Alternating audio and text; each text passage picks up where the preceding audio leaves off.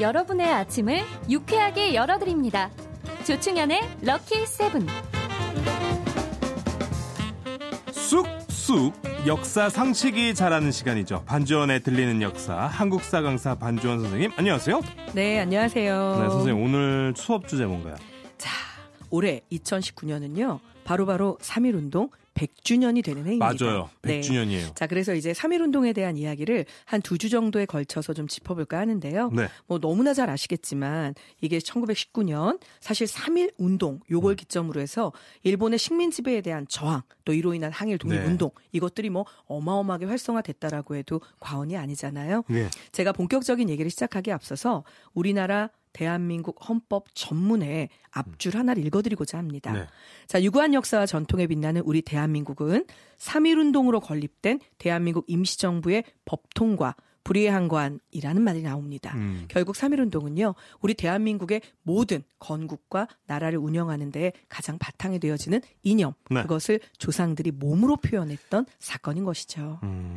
그 3.1운동 100주년이니까 사실 네. 저희 뭐 KBS에서도 굉장히 또 행사도 많이 하고 이런 걸 제가 네, 알고 맞습니다. 있는데 자세히 깊게 하나하나 좀 짚어주시겠습니까? 네, 일단은요, 뭐 3.1운동 관련해서 은행에서 기념주화도 만들 거고 예. 다채로운 일들을 지역별로도 계획하고 계신 걸로 알고 있습니다. 각 지역에서는 당신들의 지역에서 나왔다라고 생각되는 가장 유명하고 또 의미 있는 독립투사들을 새롭게 발굴해서 이제 그로 인한 뭐 축제를 한다든지 예. 캠페인을 한다든지 알리기 작업들도 또 열심히 준비를 하고 계시기 때문에 네. 아마 2019년 정말 조금만 관심을 가지고 주변을 둘러보신다면 3.1운동에 대해서만큼은 누가 물어봐도 자랑스럽게 이야기할 수 있을 만큼 되지 않을까 싶긴 한데요. 네. 자, 매달 이제 이달의 독립운동가를 2019년에 선정을 했습니다. 다만 이건 우리 하나 짚고 넘어가야죠.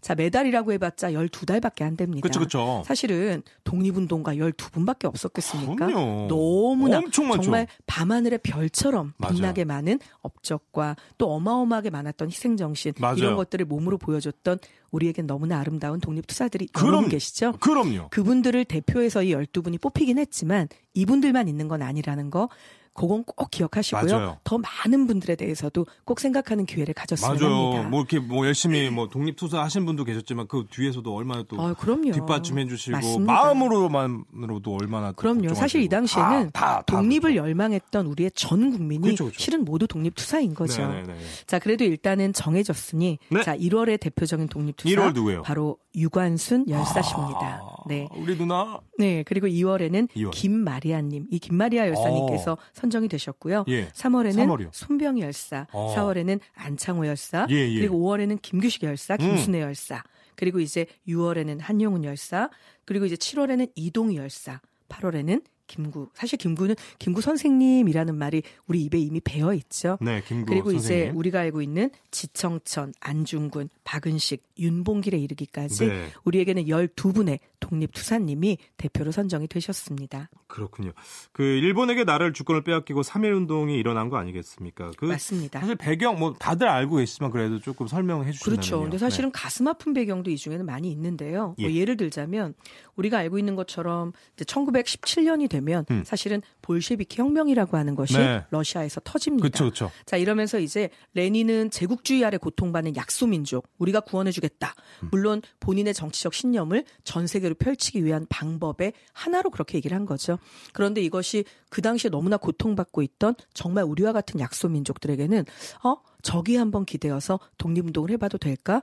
이런 희망의 메시지가 되기도 했고요. 예. 또 정말 비슷한 시기에 이 미국의 윌슨이 민족 자결주의를 이야기하잖아요. 네.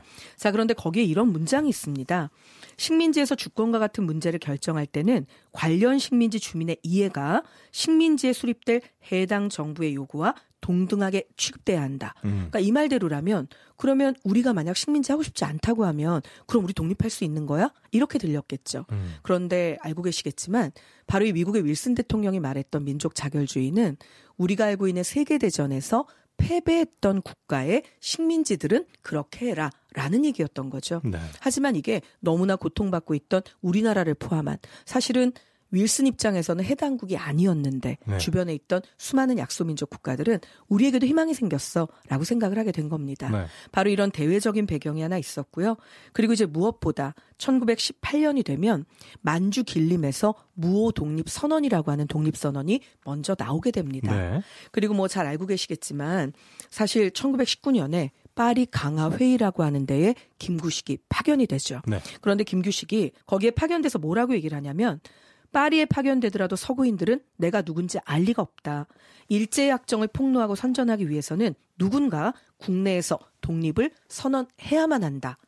파견되는 사람은 희생당하겠지만 국내에서 무슨 사건이 발생해야만 내가 내 명을 더 잘 수행할 수 있다. 그쵸. 쉽게 말하면 나는 거기 가서 죽을게. 그러니까 국내에서 제발 누가 좀 만세라고 해줄래? 그러면 내 죽음이 헛되지 않고 독립으로 연결될 수 있게 그렇게 내가 죽을게 라는 뜻인 거잖아요. 도화선이 돼야죠. 이게. 맞습니다. 네. 거기에다가 이제 더 잘 알고 계신 것처럼 같은 해인 1919년 바로 28 독립선언이 일본 땅 한가운데에서 울려 퍼지게 됩니다. 이 사건은 우리에게 너무나 큰 충격을 주게 되죠. 지금 일본의 그것도 핵심이 되는 도쿄 중심부에서 이렇게 울려 퍼지는 이 소리. 이걸 국내에서 내가 하지 못한다면 어떤 의미가 있을까? 부끄럽죠. 말을 하게 되는 네. 거죠. 해야죠. 결과적으로는 그렇죠. 결과적으로는 네. 우리가 알고 있는 도쿄에서 조선 청년 독립단을 조직해서 한국의 독립을 요구하는 선언의 결의문이 읽혀지게 되는데요. 네. 이런 것들도 모두 다 원인이 되었습니다. 그리고 마지막으로는 정말 의문스럽기도 하고 그리고 우리 전 국민의 마음속에 기폭제가 되었던 또 하나의 사건이 터지죠. 네. 바로 고종 임금이 승하십니다. 자, 그런데 고종이 승하했던 당시에 네. 우리나라 국민들에게는 커다란 의문점이 남습니다. 이렇게 건강했는데 왜 갑자기? 왜? 라는 의문인 거죠. 왜? 그래서 당시에 고종은 독살당했다라는 소문이 전 이제 국토에 사실은 흩뿌려지게 되고요. 이것들은 민중에게 억울한 마음, 속상한 마음, 내 조국을 찾아야겠다는 마음, 이런 마음을 더 크게 2배, 3배로 만드는 효과가 있기도 했죠. 그렇습니다. 여기까지 또 배경 설명을 또 자세히 해 주셨는데, 근데 왜 그 3월 1일을 선택하게 된 거예요? 네, 원래는요. 예. 이제 고종 임금이 돌아가셨죠. 네. 그러면 상여가 나가야 되잖아요. 네. 그 상여가 국민들이 양쪽 길에 쭉 늘어서 있는 상태에서 네. 그 가운데로 나가는 가야죠. 날, 네. 그것을 우리가 인산날이라고 부릅니다. 인산날. 네. 그런데 이 고종의 인산이 있던 날은 3월 3일이었습니다. 원래는 이날하기로 했던 거죠. 네. 자, 그런데 황제가 이렇게 해서 돌아가셔서 상여가 나가는 날 거기에 만세운동이 일어난다면 이것은 황제에 대한 불충이다. 혹은 이제 그렇게 되면 결국은 일본 헌병들이 가만히 있지 않겠죠. 네. 그렇다면 황제의 상여가 나가는 날이 소란스러워지겠죠. 그러면 관심은 황제에게 있는 것이 아니라 잘못하다가는 치고박는 일이 벌어질 수도 있으니까 그렇죠, 그렇죠. 그날은 좀 피하자. 피하자. 자, 그렇다면 좀 땡겨볼까? 그런데 일요일이 걸리네요. 자, 일요일이 걸리다 보니 문제는 뭐였냐면 예. 일요일이라고 하는 날짜 자체는 문제가 아니었지만 3월 2일이 일요일이다 보니 이게 이제 기독교인들 입장에서는 경건하게 쉬어야 하는 날이잖아요. 주일이라고. 그렇죠. 네. 그런데 이제 그날 이런 일들을 하는 것은 또 종교적인 부분하고 좀 애매하게 얽히는 부분이 생겼던 거죠. 네. 그래서 이제 그런 부분들, 그다음에 우리가 알고 있는 사실은 여러 가지 이제 의견들이 막 절충을 거치다 보니까 네, 회의를 네. 거듭한 결과 뒤로 미루는 것은 어렵다. 네. 그렇다면 우리 앞으로 3월 땡기자. 1일로 한번 당겨보는 게 어떻겠느냐. 이런 이야기가 오고 갔는데요. 네네. 여기에는 숨겨진 비화가 하나 있습니다. 비와요. 네, 왜냐하면 뒤로 미뤄도 되는 거 아니야? 사실 이 생각 하시죠. 그런데 왜 굳이 땡겨야 돼? 이 생각도 하시잖아요. 그죠. 네, 자 그걸 굳이 땡기게 되었던 이야기. 자, 이 뒷이야기를 하나 해드리자면 예. 우리가 이제 독립선언을 하게 되면 독립선언서를 네. 인쇄를 해서 그 주변에 있는 모든 호에. 국민들에게 네. 뿌려야 되겠죠. 네, 네. 자, 그런데 이 인쇄를 어디에서 맡아보냐면 당시 천도교에서 운영하던 인쇄소가 있었습니다. 예. 바로 보성사라는 인쇄소였는데요. 예. 문제는 1919년 2월 하순이니까 이제 정말 독립선언서를 배포해야 될 날이 코앞에 닥쳐온 거죠. 그래서 그 2월 말에 이걸 열심히 인쇄를 하고 있었습니다. 그런데 종로경찰서 고등계 형사였던 신철, 본명은 신승희입니다. 자, 그런데 이 사람 고등계 형사입니다. 분명히 일본 치하에서 형사를 하고 있죠. 네. 그렇다면 이 사람 일본하고 굉장히 깊은 관계가 있겠네요. 그렇죠. 흔히 이 당시에 우리는 일제의 앞잡이라는 표현을 썼잖아요. 네네. 자, 그런데 이 사람이 바로 보성사 사장 이종일이 보는 앞에서 윤정기를 멈춰버립니다. 인쇄기를 멈춰버리고 거기서 종이 한 장을 꺼냅니다. 와. 거기에 독립선언서가 이미 인쇄가 되어 있죠. 예. 자, 이 사람이 이것을 보았습니다. 그런데 웬일인지 별말 없이 돌아가 버립니다. 자, 그래서 인쇄소의 사장이 얼른 전화를 합니다. 자, 이 당시 민족대표 33인 중에 한 명이었고 독립선언서를 쓰는데 가장 큰 역할을 했던 이제 3명의 인물이 있는데요. 좀 아이러니한 것은 최린, 그리고 이제 우리가 알고 있는 사실은 최남선, 이광수, 훗날 모두 변절했다라는 이야기를 들어서 아이러니하긴 하지만요. 이 당시에는 분명하게 독립의 역군이었죠. 자, 그런데 이 최린이 신철을 찾아갑니다. 그리고 저녁 식사를 하자라고 말해서 불러내어서 그 사람에게 이야기를 했다고 합니다. 너는 조선 사람이냐 일본 사람이냐. 네가 말을 안 할 수 없다는 거 안다. 하지만 나에게 며칠만 말미를 달라. 정말 간절히 요구했다고 하죠. 네네. 그런데 신철은 별다른 이야기 없이 거기에서도 자 입을 다물고 나가게 됩니다. 훗날 일본 사람들은요. 신철이 돈을 받았다라고 이야기하지만 당시 독립투사들의 증언은 신철은 돈을 받지 않았다라고 이야기합니다. 중요한 것은 이 사람이 분명하게 입을 다물었다는 것이죠. 그러네요. 자, 그래서 최린을 비롯한 당시의 독립선언에 참여하고자 했던 우리의 충절 열사들은요. 안 되겠다. 그래도 불안하니까 좀 날짜를 당기자. 그래서 3월 1일로 날짜가 당겨지게 되었고요. 분명한 것은 이 거사가 일어났습니다. 그런데 이후에 신철에게 일본으로부터 체포령이 떨어집니다. 신철은요. 유치장 한 구석에 숨겨두었던 청산가리를 먹고 자살합니다. 자, 그렇다면 이 사람 분명하게 다시 한번 물어볼까요? 너는 조선인이냐 아니면 일본 사람이냐? 조선인이었던 거죠. 그러니까 이거 약간 영화 밀정 느낌 나네요. 네. 자, 그래서 이런 배경을 가지고 공유. 있었습니다. 야, 그 느낌. 신철이 약간 그 송강호 느낌. 야, 지금 영화 한 편을 약간 줄거리를 듣는 것 같아요. 정말요? 네. 사실 영화가 흥미진진했습니다. 세상 어떤 재미있는 영화가 우리 실화만 하겠습니까? 그래서 진짜. 역사는 소중한 학문이고 즐거운 학문인데 오늘은 됩니다. 즐겁기보다는 감동을 주고 교훈을 얻는 그런 역사였으면 하네요. 네, 오늘 수업 주제 3.1절입니다. 저희 노래 한 곡 듣고 얘기 더 나눠보도록 할게요. 음악이 좋은 방송 KBS 2라디오 조충현의 럭키세븐 반주원 선생님의 들리는 역사 여러분 함께하고 계십니다. 오늘 수업 주제는 3.1절입니다. 올해가 3.1운동 100주년이 되는 해인데요. 아까 그 인쇄소 점검당해서 못할 뻔하고 막 이랬는데 결국은 그래도 독립선언서는 낭독이 됐잖아요. 맞습니다. 낭독을 했습니다. 자, 민족 대표들은요. 3월 1일 아침 인사동에 있는 태화관에 모여서 독립선언서 100장을 탁상에 쫙 펴놓고요. 찾아오는 사람들이 있으면 그들에게도 모두 이것을 열람하게 했고요. 오후 2시 정각이 되자 한용운이 일어나서 이를 낭독한 다음에 일동이 모두 대한독립 만세 이렇게 3창을 합니다. 3번. 그리고 나서 축배를 들었는데요. 이 축배를 들고 난 후에 태화관 주인이었던 안순환에게 시켜서 조선총독부에 전화를 걸게 합니다. 전화를 걸어요. 우리 지금 민족대표 일동이 여기에서 이렇게 독립선언식 했다. 그리고 우리 이렇게 축배까지 다 들었다. 자, 너네 와서 우리 잡아가. 그래서 일본 그 순찰대 경찰들이요. 무려 80명이 몰아닥칩니다. 와, 전화를 했어요. 네. 그래서 거기에서 이 사람들은 의연하게 자, 뭐 간단한 이제 이야기 이런 것들 전부 다 듣고요. 그럴 줄 알았다는 듯이 다시 한번 대한독립 만세를 제창한 한 번 더? 네. 정말로 의연하게 일본 경찰들에게 연행되어서 갑니다. 그리고 이제 이 당시에 다른 뒷일을 처리하기 위해서 민족대표 가운데 여기에 도착해 있지 못했던 4인이 있었거든요. 4명이? 이 4분은요. 몸을 피하는 게 아니라 자진해서 스스로 오후에 경찰서에 출두합니다. 내가 일이 있어서 좀 늦었다. 그래서 지금 왔네? 이렇게 해요. 자, 이렇게 해서 우리 민족대표 33인 모두가 다 의연하게 일본 앞에 꿋꿋하게 섰고요.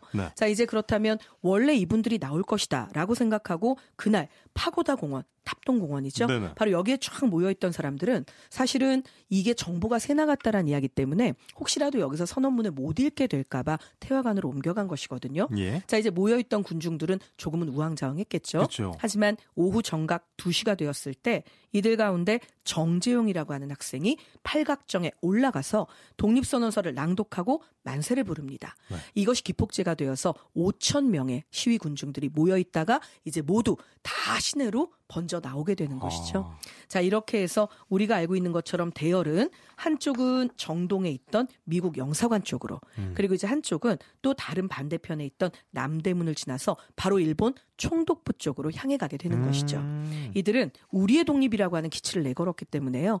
자, 탑골공원에서 쭉 빠져나오면서 고종황제의 빈소를 향해서 3번 절을 하기도 합니다. 돌아가셨으니까. 네, 정말 예의 바르게 우리가 알고 있는 그 어떤 시위보다도 아름답고 민주적으로 그리고 무엇보다 열과 성을 다하는 모습으로 진짜. 이 시위가 시작이 된 것이죠. 감동적이에요. 네. 그러면 그 3월 1일 이후에는 전개가 어떻게 되나요?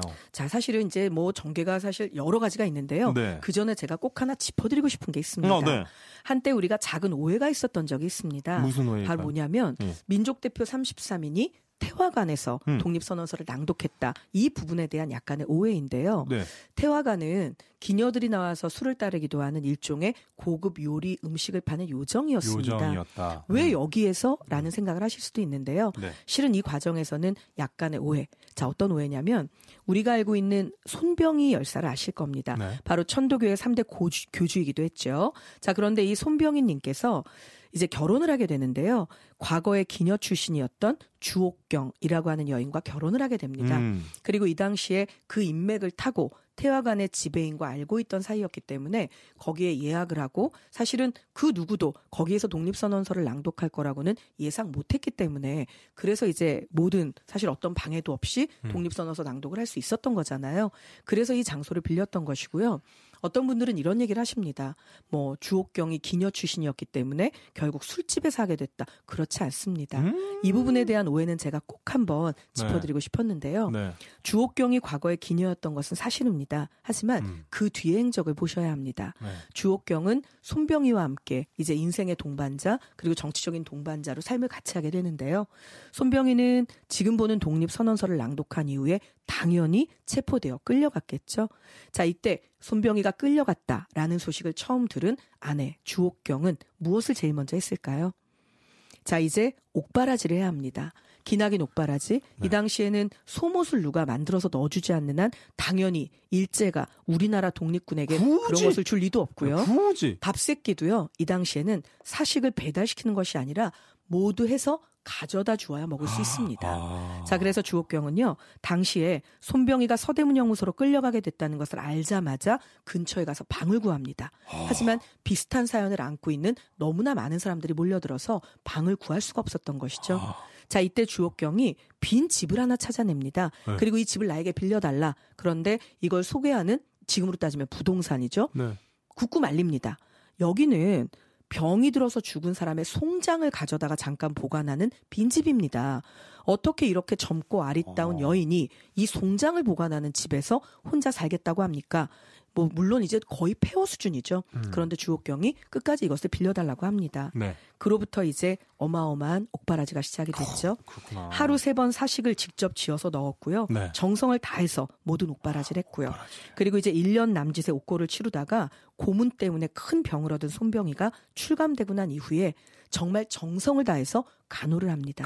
하지만 손병희는 출감 후 4개월 만에 죽음을 맞이하게 되는데요. 네. 그 이후에 주옥경은 어떻게 했을까요? 어떻게 했을까요? 평생 수절을 하면서 독립운동을 위해 애씁니다. 그러네요. 자, 이 정도 되었다면 이분의 출신 성분이 무엇이냐를 너무 맞아. 앞세워 이야기하는 것 네. 혹은 장소가 태화관이었다는 이유만으로 약간의 색안경을 끼는 것 이런 부분들은 맞아요. 절대 있어서는 안 되는 그 일이겠죠. 역사를 제대로 알아야 된다. 이런 것도 깊게 또 짚어봐야 된다. 이런 생각을 또 하게 됐습니다. 네, 맞습니다. 그러면 그 이후의 전개는 어떻게? 자, 이제 그 이후의 궁금해요. 전개는요. 그냥 우리가 이제 흔히 이야기할 때 네. 교과서적으로 이야기를 하자면 네. 3기에 걸쳐서 진행이 됩니다. 3기. 네. 3.1운동의 첫, 자, 이제 발발기죠. 네. 자, 이 발발기에는 우리가 아는 것처럼 자, 선언서를 낭독하고요. 서울에 있는 학생들은 예정대로 3월 5일에 또 한 번 서울역에서 만세 시위를 벌이게 3월 됩니다. 5일에. 네. 네. 자, 그리고 이제 두 번째는요. 전객이라고 얘기를 합니다. 전객이. 자, 그래서 이제는 점점 여기에 합류되어지는 사람들이 늘기 시작을 그쵸. 하는 거죠. 네. 그래서 흔히 말하자면